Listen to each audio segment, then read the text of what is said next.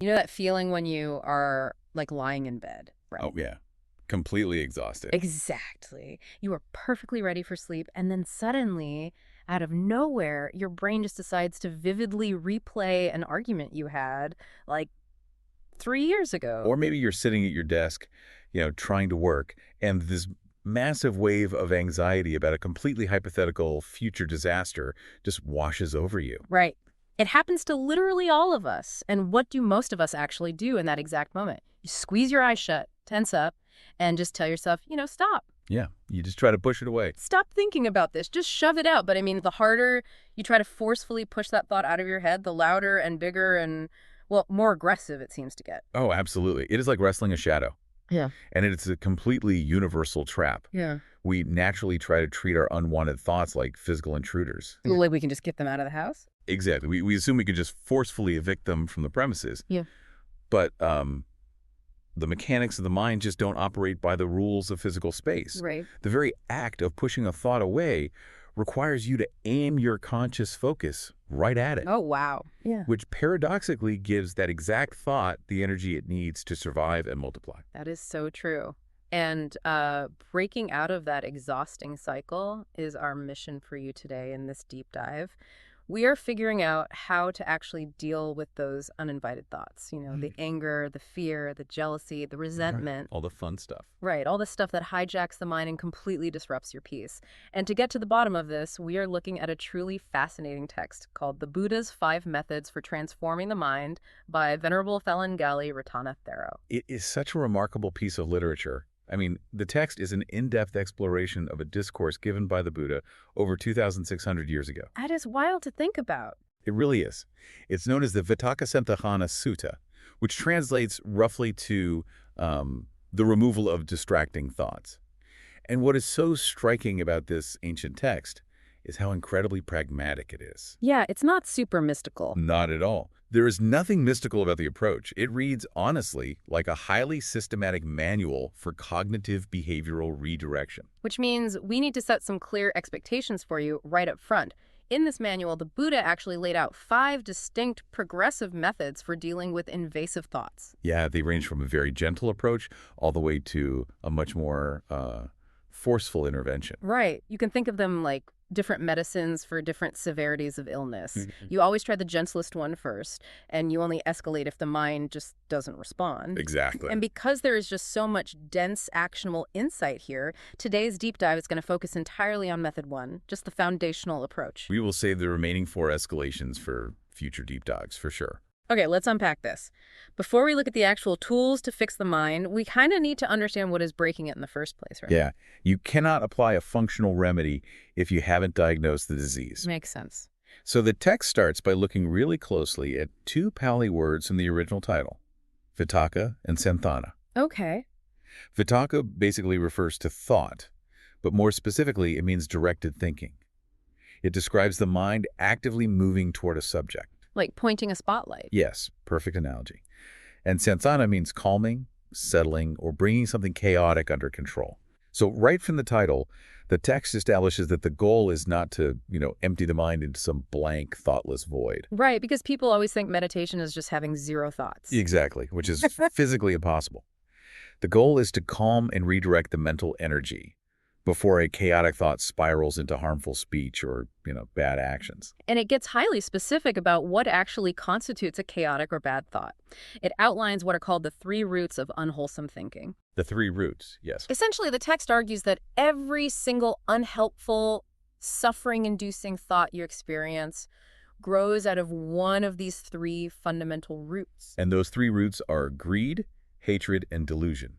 In Pali, those are lobha, dosa, and moha. Okay. Greed, hatred, and delusion. Right, and we should define these carefully because in modern English they sound a bit, dramatic. Yeah, they sound like cartoon villain traits or something. Totally. But the text treats them as very ordinary, everyday cognitive states. So greed, or lobha, is basically craving and attachment. Like wanting a new car?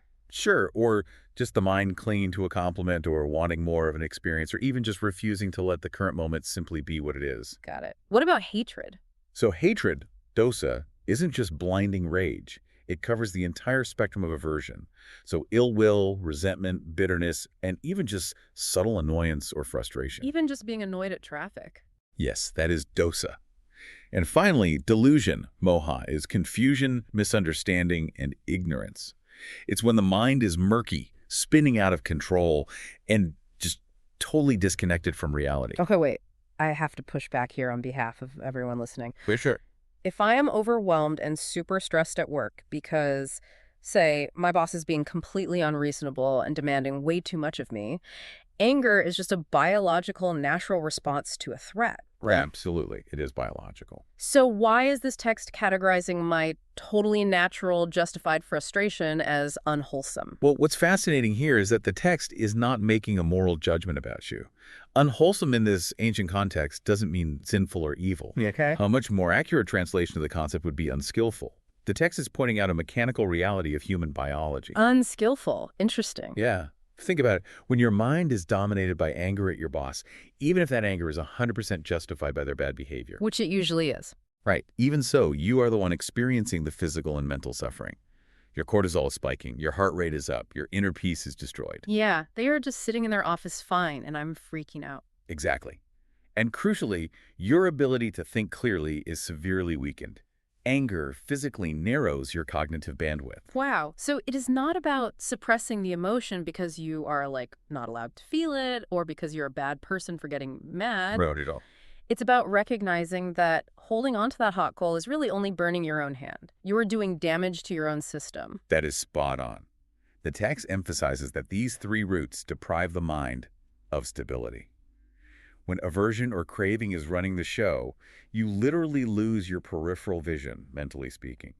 You become highly reactive instead of responsive. Okay, so the initial diagnosis is simple. Whenever we are suffering mentally, if we trace the thought back to its origin, we will always find one of these three roots. Always. We're either craving for things to be different, pushing away how things currently are, or just spinning in pure confusion. So if we are constantly getting hijacked by these unskillful states, and we established earlier that forcefully pushing them away just makes them stronger. Right, the shadow wrestling. Yeah, how do we actually get them out of our heads? How do we starve them? Well, the Buddha's first, gentlest remedy relies on a really profound mechanical limitation of human consciousness. The human mind cannot fully focus on two primary objects at exactly the same time. Wait, really? Not at all. No. Conscious attention has a bottleneck. So it's basically like trying to listen to two different radio stations on the same stereo system simultaneously. Yes, perfect. You physically just cannot do it. If you're hearing a song you absolutely hate, you can't just yell at the radio to stop playing it. You have to actively turn the dial to tune into a better station, and the static naturally just fades out. That analogy perfectly illustrates the mechanism. You're changing the frequency. An unskillful thought, let's say a bitter, resentful memory about a friend who wronged you, it only survives in the present moment if you keep giving it your conscious attention. Because attention is the fuel. Exactly. Attention is the literal mental nourishment that keeps the thought alive. If you deliberately shift your attention to a wholesome object, you are cutting off the food supply to that bitter memory. So it just starves. Right. It Yeah. weakens and fades because the brain literally lacks the computing power to hold both at the center of your attention. To make this mechanism crystal clear, the text provides this incredible simile from the Buddha about a skilled carpenter. Oh, this is one of my favorites. It's so good. So imagine a carpenter who is restoring a beautiful old wooden structure, and they find a large, damaged wooden peg holding a joint together. That peg is rotting, and it just needs to be removed. Right. But the carpenter doesn't just grab it with a pair of pliers and violently yank it out, because doing that might splinter the surrounding wood or, compromise the whole joint. Yeah, that would be the equivalent of forcefully shouting at your mind to stop thinking. Exactly. Instead, the skilled carpenter takes a smaller, perfectly shaped new peg, places it right against the tip of the old, damaged one, and takes out a hammer. And tap by tap, the smaller peg drives out the larger one, seamlessly taking its place in the wood. The structure remains perfectly sound throughout the entire process. It's just brilliant. It really is. In this framework, the damaged peg is the unwholesome thought rooted in greed, hatred, or delusion. And the smaller, new peg is a wholesome thought.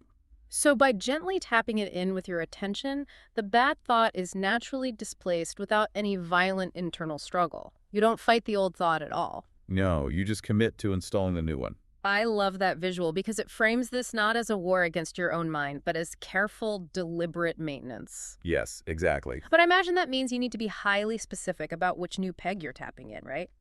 If my brain is flooded with a thought rooted in deep anger, I can't just forcefully think about my favorite flavor of ice cream and expect the anger to magically vanish. Sadly, no. Ice cream doesn't fix everything. The pegs have to actually match. They do. And the text gets incredibly practical on this exact point. It maps out specific antidotes for specific poisons. It categorizes them by looking at the underlying mechanics of the roots we discussed earlier. Okay, break that down for us. Sure. Think of human cognitive behavior on a spectrum. On one side, you have attachment. The mind is grasping, craving, and pulling things towards you. Right, the pulling side. And on the other side, you have aversion. The mind pushing things away, rejecting reality through anger or hatred. Okay, let's explore the pulling side first. If the root of the mental suffering is greed or intense desire, what is the specific peg we are supposed to use? The antidote for craving is reflecting on impermanence, which is known as anicca. Impermanence. Yeah. When you are caught in intense desire, the brain's dopamine system is basically running a simulation. It is convincing you that obtaining this specific object or, this specific job will finally provide permanent satisfaction. Oh, I know that feeling so well. If I just get this one thing, I'll be happy forever. Right. But we all know that's a lie. So the wholesome peg is to deliberately remind the brain, everything is subject to change. Nothing can be possessed permanently. This feeling of intense need will also pass. That makes total mechanical sense. You are literally shattering the dopamine loop by reminding the prediction engine that permanent satisfaction is a biological illusion. It cools the fire of wanting by just injecting a heavy dose of reality. Precisely. Okay, what about the other end of the spectrum, the pushing side? Hatred and anger. So the text suggests that the antidote to anger is loving kindness, or metta. If you find yourself totally consumed by hostility, thinking, I cannot stand this person, I hope they fail. Which happens. Oh, totally. You intentionally tap in a contradictory thought. You focus on the idea, just as I wish to be happy and free from suffering, this person also wishes to be happy. May they find peace. So you are replacing the act of hostility with a deliberate wish for their well-being. Exactly. You swap the pegs. Well, the text takes that even further when it comes to a specific subset of aversion, which is jealousy. It says the antidote to jealousy is sympathetic joy, or mudita, meaning you're supposed to think, may their success continue. Yes. Mudita. Okay, I have to stop and challenge this on a purely practical level. I figured you might. I mean, if a colleague gets the promotion that I desperately wanted and worked my entire life for, wishing them well in that exact moment feels biologically impossible. It feels like I'd just be straight up lying to myself. Yeah, it does feel like a lie at first. But, well, if we connect this to the bigger picture, it is crucial to understand that this is a gradual training of the nervous system, not a magic switch. Okay, so it takes time. It takes a lot of time. The text, and modern neuroscience for that matter, completely aligns on the concept of neuroplasticity. Whatever you repeatedly give your attention to becomes structurally stronger in the brain. So it's about building pathways. Exactly. The very first time you try to wish that colleague well, it might absolutely feel forced. You might be literally gritting your teeth while you think, may their success continue. Right. You're thinking, may their success continue even though I deeply hate it right now. Yes. Yeah. But the underlying mechanism is what matters. You are actively refusing to feed the jealousy. You are choosing to tap in that smaller peg, even if it takes a few clumsy tries to actually get it set in the wood. I see. Over time, as you repeatedly interrupt the mental pattern of resentment and replace it with sympathetic joy, you are literally wiring a new pathway in the brain.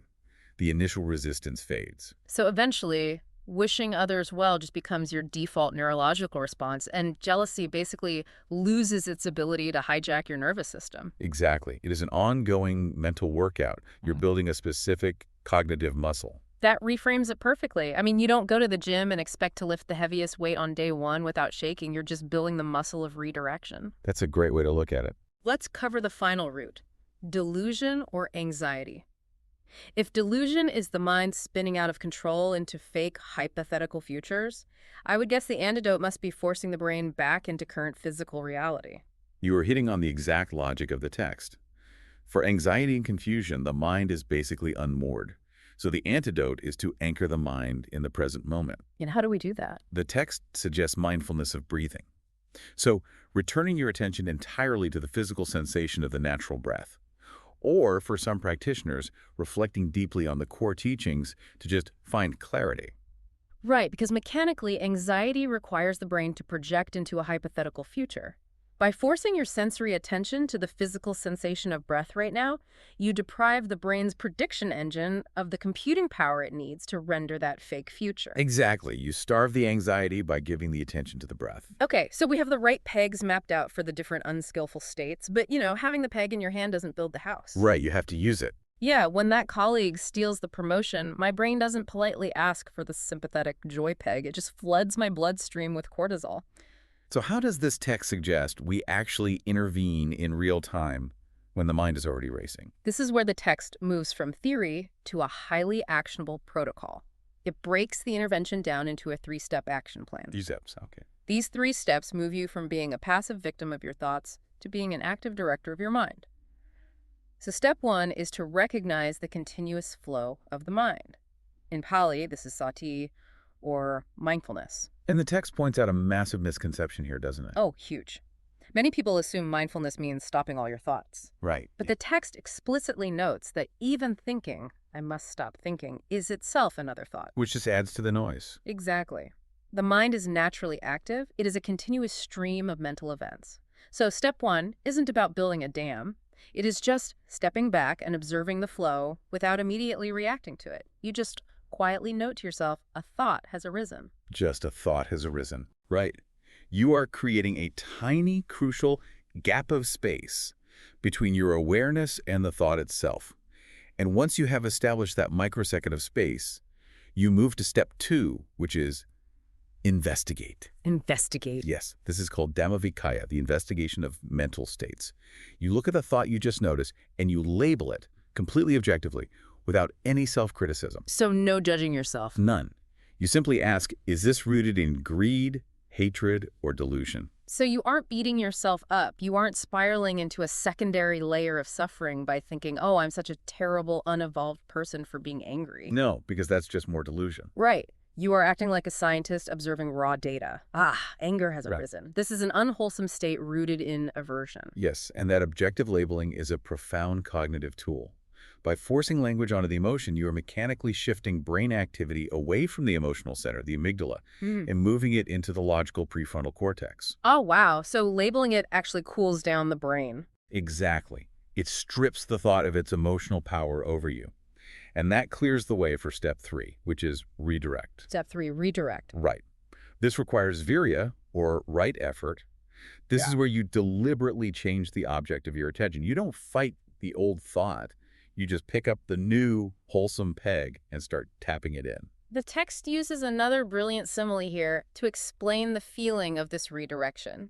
It talks about a flowing stream, referencing a famous verse from the Dhammapada about irrigators guiding water. Ah, yes. The stream. Yeah, think about a powerful stream of water rushing down a hill. If you just stand in front of it and yell at it to stop, you're just going to get knocked over. Right, the water always wins. But a skilled farmer knows that if they simply dig a new channel beside the stream, the water will naturally divert into the new path, following the path of least resistance. And that is the absolute essence of right effort. You cannot stop the natural rushing flow of human consciousness, but you can dig a new channel. You can guide it. Exactly. You deliberately guide that mental energy toward objects that nourish peace and clarity rather than leaving it to just flood the fields of resentment and anxiety. Let's ground this entire process in a real-world example from the text. So let's say you are in a meeting and a colleague speaks to you really harshly, completely unfairly in front of everyone. Ugh, the worst. The absolute worst. The biological immediate reaction is a rush of anger. The old channel of the stream just wants to flow right into, I can't stand them. I need to put them in their place. How dare they humiliate me? Very natural reaction. So if we apply the 3 steps in that exact moment, what does the internal monologue actually look like? Okay, so step 1. You feel the heat rising in your chest. And instead of just yelling back, you recognize the physical shift. You say, okay, a thought has arisen. You catch it. Right. Step 2, you investigate the data. You say, this is anger. It's an unskillful state rooted in hatred and aversion. Labeling it objectively. And then step 3, you dig the new channel. You redirect. You take a physical breath, grounding yourself, and intentionally bring understanding into the mind. Yeah. You might reflect, this person might be carrying massive unseen stress at home that I know nothing about. Wow, yeah. Just like me, they lash out when they are overwhelmed. I choose patience. So what does this all mean? The absolute aha moment for me here is that by running this three-step protocol, you are not excusing your colleague's bad behavior. Not at all. You aren't pretending that humiliating you was okay, and you certainly aren't becoming a passive doormat. You are simply refusing to let their bad behavior destroy your internal peace of mind. Exactly. You are protecting your own nervous system. The external situation hasn't changed at all. They still said the harsh words. But your internal relationship to the event has completely transformed. You remain clear and responsive rather than becoming wildly reactive. And that realization is the ultimate form of empowerment. The Buddha taught that we can almost never control the external environment or how other people behave. But we can absolutely train ourselves to control how our attention responds to those events. Which changes everything. It really does. Every difficult encounter, every moment of frustration, instead of just being a source of stress, it actually becomes an opportunity to practice digging a new channel. It turns daily annoyances into active spiritual training. It is literally just another chance to practice tapping in a new peg. Exactly. Well, looking at the clock, we have covered a massive amount of ground today. We learned how to diagnose the three roots of our mental suffering, greed, hatred, and delusion. The three roots, yep. We learned the mechanical brilliance of the carpenter's peg, how to gently displace a chaotic thought by intentionally focusing on a wholesome one, because the brain's bottleneck just can't hold both. Right, changing the radio station. And we walked through the three-step action plan to dig a new stream for our thoughts in the heat of the moment.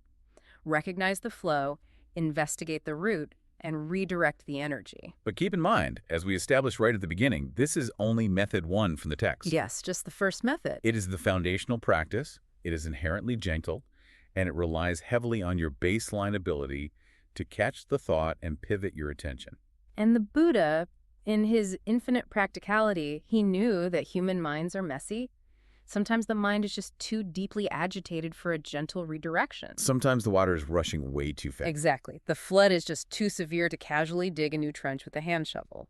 So if this first gentle method doesn't work, there are 4 more increasingly forceful methods waiting in the wings, and we are going to cover those escalations in the next deep dive. You definitely will not want to miss seeing how this ancient manual handles a truly stubborn mind. No, it's going to be so good. And, well, to tide you over until that next discussion, if this text is right, and our thoughts can just be swapped out like wooden pegs or redirected like flowing water, Right. it raises a rather profound question.